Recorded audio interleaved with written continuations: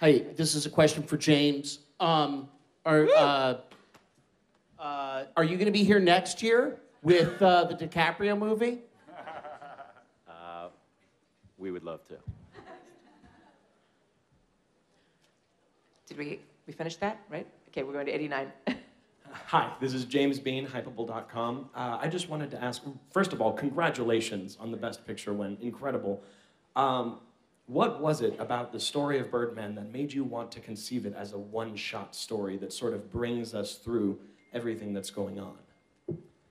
You know, it's funny. There has been a lot of discussion about this. You know, when you present a film with a strong formal approach, you will have, obviously, strong reactions. People have been sometimes reacting against it, or obviously accepted passionately. I think, you know, my only intention was not to flash or to impress anybody. I really always thought that the subtlety of the way we did it, it was basically my intention. Maybe I failed. But for me, my intention was that nobody should notice this, that nobody should say, oh my God.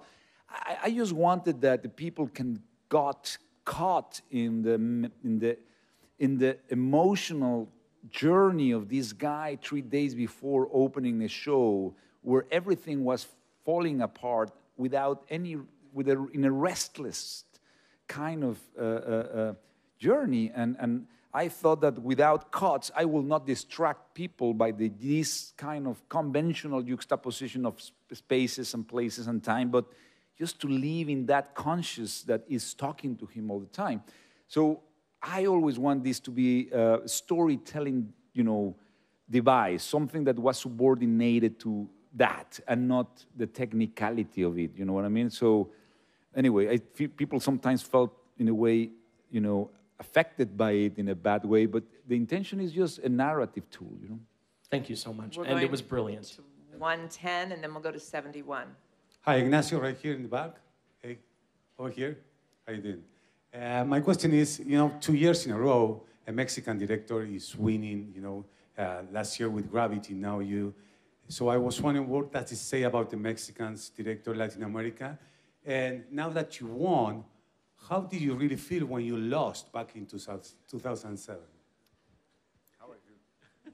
No, I think here, when you arrive to a nomination here, there's no way to lose. I always feel that. I feel that once you are, in a way, selected as a film, competing with great filmmakers, great cinema, you know, it's hard to feel defeated. That's what I try to convey there. You know, the competition is something that our system of belief has implanted on all of us.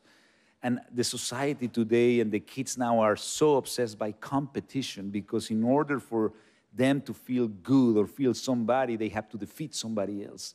And that's absolutely horrifying. I hate competition. That's the worst and the best. I will say the bad side of all this is that somebody has to be defeated. I would love that this will be just a show of the best films selected, and that's it. So I never feel defeated. I think once I finish a film, I feel a successful filmmaker to be able to be, you know, to be lucky enough to finish a film. That thing is much more than the award that can receive or the critics that can read. It's something that exists already, so that's how I feel. We're going to 71, and then I am very sorry, but we do have to let them go, so we'll end it with 258. Simon Bowie, CBS News. What's the moment? None of us know what it's like. What's the moment when you're in the edit room or you're watching dailies where you say, this is something special? This could be a film that is remembered forever. We could put an Oscar for this. And also, was the casting of Michael Keaton coincidental? Because the parallels between Keaton's Batman and, you know, Keaton's Birdman in this.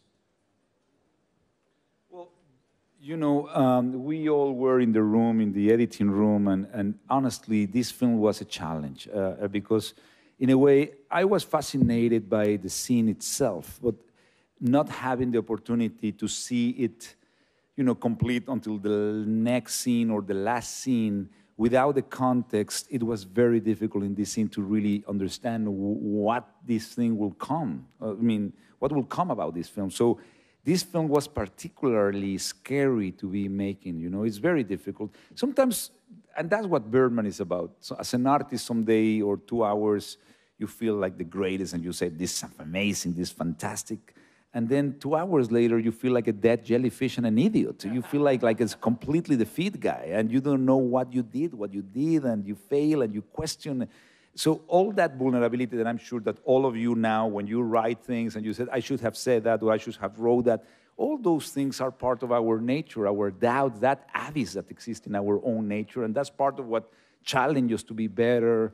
And anyway, in this case, I was Regan Thompson seeing the material, saying, oh my God, it's gonna be a disaster.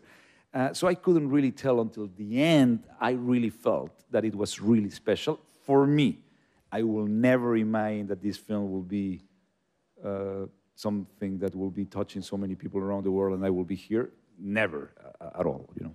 And then our last question. Alejandro, por aquí. Hi.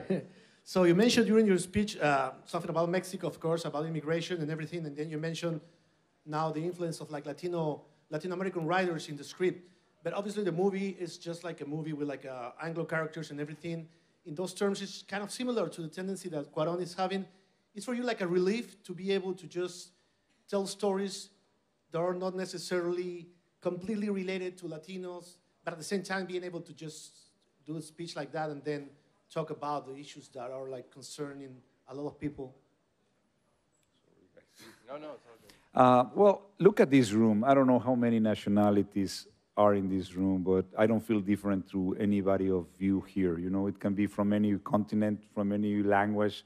I don't care. I feel very related to any of you.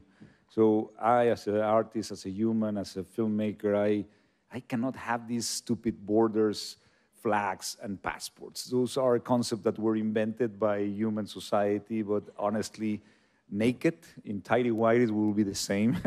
and I have never felt that difference. So for me, to make films in the United States or in Africa or in Spain or in Mexico, I'm talking about human beings and emotions, and I think that's the beauty of art. Art doesn't have those stiff ideological borders that fuck the world so much, you know.